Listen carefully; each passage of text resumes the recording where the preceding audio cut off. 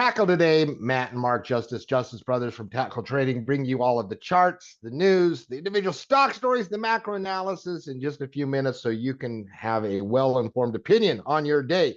Markets attempting to digest what has been a big macro week. This is one of those big macro week, Matts. Extended from moving averages, trying to set up for that next pattern. We're going to talk about the technical setup in the Tackle Trading newsletter that will be released later on today. Matt, when you talk about that newsletter, when you write that section, what are some of your thoughts on the technicals that you think will go into the newsletter this weekend? Yeah, we'll definitely jump into that as we get into the newsletter. Just overall update. We're talking about a breakout in the market here, and the breakout's at a level. We're talking about an all-time high, and we're going to take a look at not only the multiple time frame perspective of the market. We're going to be breaking down all the indexes, and we're going to be taking a look at the indicators to give us a better understanding of the quality of the breakout as well. But in the newsletter, we do 5 different updates in the newsletter every single week. We do a technical update, an earnings update. We do a sector rankings update. We also talk about the economic landscape and make sure our community is fully apprised of exactly what the central bank did this week and what it means for the markets and the different areas of the markets. And then obviously we always end the newsletter talking about the global markets, breaking down the gold, silver, oil, Bitcoin, US dollar areas of the market, both from a rankings perspective as well as a technical perspective as well. So full update here for our community at Tackle Trading. And if you are not part of our community at Tackle Trading, this is a great time to be one. You can get a free trial at Tackle, and you can get access to that newsletter and Traders Report later on today. Yeah, listen, looking forward to writing my section, reading your section, reading the stuff other coaches put in.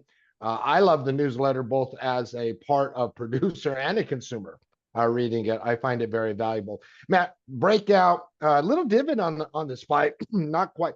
Dividend was calculated into the SPY, which is why it looks a little bit more down than it actually is. But we're navigating a breakout right now, Matt. We're navigating a breakout. Talk to us about the technicals on a breakout Yeah, situation. when you're looking at the technical side of the equation here, we do have a confirmation breakout yesterday, and that's not just on the daily chart, but we talked about in the newsletter and quite frankly all week long at Tackle Trading in our Traders Lounge regarding what was the best quality technical setup going into this really important breakout at 565. And you really wanted to see some consolidation going into the Fed, and you wanted to see a breakout following the Fed. And that's exactly what we got. We talked about that being our base case coming into the week. That's exactly what we got. And so you're looking at a pretty decent technical environment. And quite frankly, I don't mind the shallow pullback here after a really big day yesterday on the gap out day. I don't mind that shallow pullback coming back down into a little bit of a support level, tracking that 9 EMA as well as it is starting to get into the breakout channel. And so you just see this as a little bit of a pullback, maybe a little bit of a bull flag as you do look at that multiple time frame breakout. The weekly chart is certainly going to close for the most part. We got a little bit of a day to go here today, but it does look like the weekly chart does want to close above the breakout channel. And if you do close, this is an if A then B scenario because we got to see the close this week. But if you do see a weekly close above 565, that would be a behavioral change from a technical perspective on that breakout with the closing on the weekly number at an all-time high. And so it does look pretty good on that multiple time front in the S&P 500 itself. When you are looking at the other indexes out there, not a lot of differences as of right now in RSP versus SPY, really kind of still running a little bit similar. NASDAQ obviously had a outperformance day yesterday, gapped up into a very well-known area of resistance at 485. A breakout of that level would be a secondary breakout looking pretty good. IWM also kind of back up at resistance at that 225. That's the small and the mid cap areas. And so what you're looking at in the market is the areas of the market that were in some degree of continuation patterns, such as the SPY. You're seeing a little bit of a snapback against resistance. Against the areas that were underperforming, you have seen outperformance in both IWM as well as the NASDAQ. those are the two areas of the indexes that were underperforming. They played a little bit of catch up over the last couple days. Now they're back at resistance. And so you're looking at a little bit of consolidation expected in IWM and the Qs as they navigate that next minor level of resistance in the Qs and a major level of resistance in IWM. SPY, RSP both look good upon the breakout. Yeah, absolutely. And looking forward to the breakout. Navigating breakouts, Matt, is, is as an art and a science. Very specific rules and guidelines you can have in what you're looking for. When those develop, we're going to be over. And I'm with you. A little bit of pullback here sets up another round of potential trades, which is what every trader likes. Not a lot of economic news today, as we had no major economic reports. We got a lot of Fed speakers that are going to come out. They left their blackout period, and I'm sure they'll have all kinds of things to say, and the market won't care about any of them, as Powell pretty much delivered a telegraph message. But we do have individual stock stories that will start playing a little bit larger role as the macro moment unfolds. What do you have for us today? Yeah, we are starting to see a little bit more stocks in the news, but the three stocks I selected for the tackle today video here is FedEx, Lennar, and Bank of America, with both FedEx and Lennar reporting earnings here today. Bank of America was just in the news because Warren Buffett continues to sell some of the shares. FedEx came out with the nasty earnings report, just missed on missed on the raw numbers. They also lowered forward-looking guidance. Lennar also had a what I would describe as a mixed report. They came out with a pretty decent beat on EPS. They did fall in a little bit underneath the revenue guidance, but they did officially drop forward-looking guidance, and that's always going to play a little bit of a bigger role in the day-to-day pricing of a stock when you do lower that guidance. And then, like I said, Bank of America just in the news because Warren Buffett, who was one of the bigger shareholders of Bank of America, is simply continuing to lock in profit, and that is how I would describe it with Buffett and Bank of America. When you're looking at Lennar here, Lennar, one of the leading home building companies out there, has been doing really well from a technical perspective. The gap down simply gap down into support right here around that 9 EMA and the 20 SMA. If Lennar's your thing and you're tracking it, you would definitely want to see a turnaround story with an inside candle upward movement in price. But the guidance is a little concerning on Lennar. There is no doubt about that. When you're looking at FDX here, FDX just had a really tough guidance update, and they're actually looking to spin off some of their traditional areas of FedEx as they do gap down, sell down. This is a really tough look for FedEx here today, and probably one of the reasons why we are talking about a little bit of a snapback in the general market itself.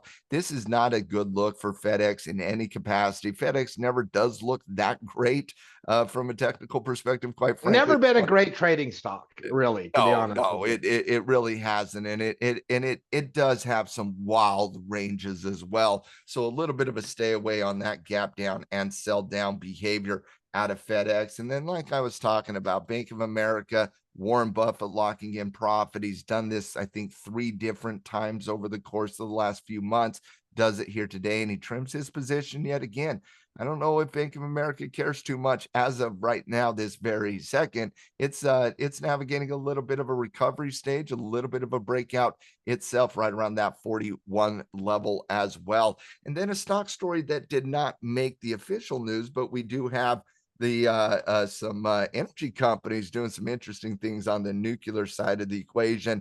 Check out the Trading Justice podcast later on this weekend, as we will be talking a little bit about that AI build out with the energy as well. Some interesting stories coming out of Microsoft and some utility companies here today. We'll talk about those in the podcast, but as of right now, that's what we got for stocks in the news. Yeah, to be sure. We're going to have a conversation on that nuclear Microsoft deal with 3 Mile Island. It's a very fascinating story. Be sure to check out the podcast for that. As a little teaser for that, we look around the world of commodities. More good looks than not. You're starting with the dollar because that support level, it's just going to hold, right? Like, can we just call it? Can we call it the dollar level is going to hold? I can't call it when you're doing a low base on the weekly chart. Yeah, but your heart wants to. I can't call it because the edge technically is still to the downside, but I have a big opinion on that 100 level right around the 200-day moving average on the weekly chart. And there was a lot of data this week that, especially out of the Fed, that you certainly could have seen a violation of that level and some spinning out of that level.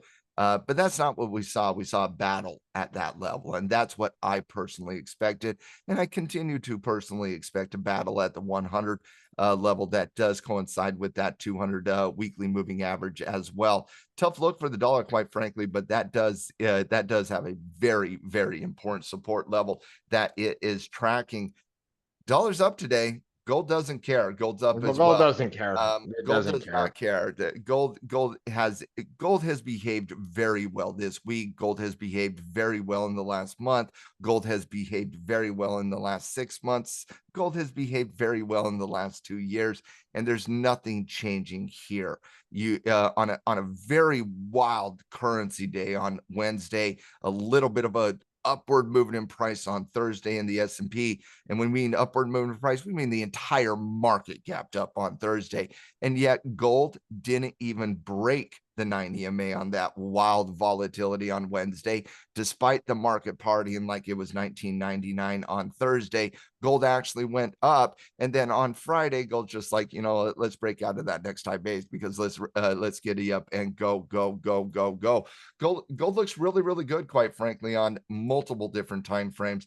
The most confident I have is the 9 EMA on the weekly chart. Obviously, that was playing a role last week. Now you're talking about a little bit of momentum, circa what we saw last time we broke out of that level. You surged against that 9 EMA, high base surged again. You got to like gold. And if you don't have gold in a portfolio, it is a day that ends in Y, which means we do appreciate a little bit of gold. Silver breaking out of multiple different trend lines on the downside here this week. And now you're breaking back up above 31. Silver is one of those things that if we feel we're going to get a commodity run here, silver can play a little bit of catch up. Now, it's been choppy everywhere between 28 and 32. It's been a very choppy space.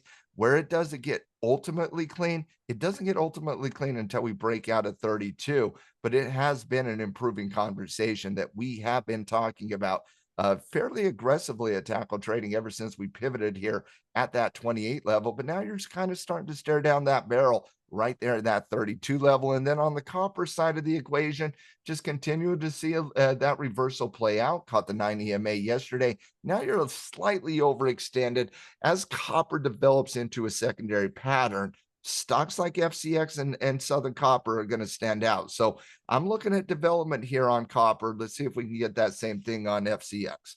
Yeah, I know it's a fascinating world. Very much looking forward to the newsletter. Looking to have those continuing conversations with you and the community. It's a fantastic community. Sign up for that 15-day free trial. You can get the newsletter, our traders report this weekend, and register for the Master Trader event that we're holding on Monday and Tuesday of next week, where you can learn how to navigate breakouts and shallow pullbacks and take advantage of opportunities with technical mastery. Be sure to sign up for that 15-day free trial, attend that Master Trader class, but most important, above all, have a fantastic weekend, everyone.